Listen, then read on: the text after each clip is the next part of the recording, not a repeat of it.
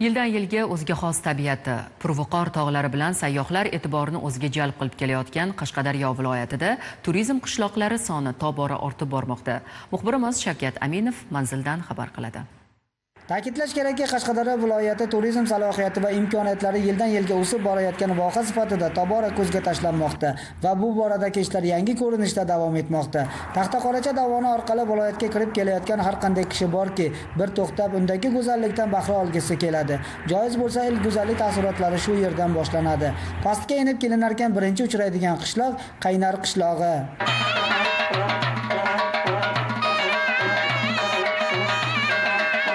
Bugun nafaqat qishloq ahli uchun, balki viloyat uchun ham unutilmas kun. Qishloqqa turizm qishlog'i maqomi berildi. Mazkur qishloq turizm qishlog'i maqomini olgandan keyin uning imkoniyatlari yana ham kengayadi. Eng avvalo respublika va xorijda targ'ibot ishlari amalga oshiriladi va bu hududga tashrif buyuruvchilar soni 3-4 baravarga oshishi rejalashtirilgan. Hamda mazkur qishloqda turizm qishlog'i maqomini berishi kelajakda qishloqda birinchilardan bo'lib 20 ta yoshlari turizm sohasida oliy ta'limga grant asosida o'qishga kirish imkoniyatini beradi. Rohat buloq, Gala buloq, Sovuq buloq kabi yuzlab buloqlarga boy tog' bag'ridagi so'lim tabiatli ushbu qishloqda o'nlab bolalar oromgohlari, dam olish maskanlari va sihatgohlar joylashgan. Avvalambor ular mehmonlar ko'proq qishloq xo'jaligi mahsulotlariga qiziqishadi va o'zlari o'sha mevalarni uzib ko'rish ular uchun juda ham bir katta qiziqishda. Ular sigir sog'ishga qiziqishyapti va biz bunga katta imkoniyatlar yaratib beryapmiz. Tantanali tadbir doirasida hududning salohiyatini ko'rsatuvchi ichki turizm ko'rgazmasi tashkil etilib, unda qishloqqa xos milliy taomlar, hunarmandchilik mahsulotlari namoyish etildi. Shundan so'ng turizm qishlog'i maqomini beruvchi sertifikat tantanali topshirildi.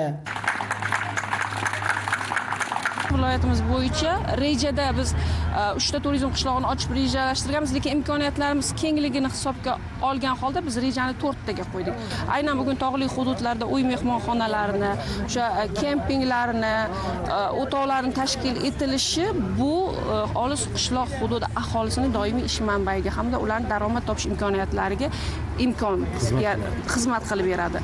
Tadbirlar tumanning Bashir qishlog'ida davom etdi. Mazkur qishloqda ziyorat turizmini yanada rivojlantirish uchun katta imkoniyat mavjud bo'lib, hududda joylashgan Hazrati Bashir ota ziyoratgohi yil davomida mahalliy va xorijiy sayyohlar bilan gavjum. Bugungi kunda qishloqda 30 dan ortiq oilaviy mehmon uylari faoliyati yo'lga qo'yilgan. Bu kabi loyihalar albatta hududga tashrif buyuruvchi sayyohlar sonining va ularga ko'rsatiladigan xizmatlar sifatining oshishiga xizmat qiladi. Ma'lumotlarga ko'ra, 2024-yilda viloyatga 2 million 100 ming nafar mahalliy, 570 ming nafar xorijiy sayyohlar tashrif buyurgan bo'lsa, joriy yilda bu ko'rsatkichni 1,5 barobarga oshirish, turizm sohasida sayyohlar oqimidan kelib tushadigan eksport hajmini $200 million ga yetkazish mo'ljallanmoqda.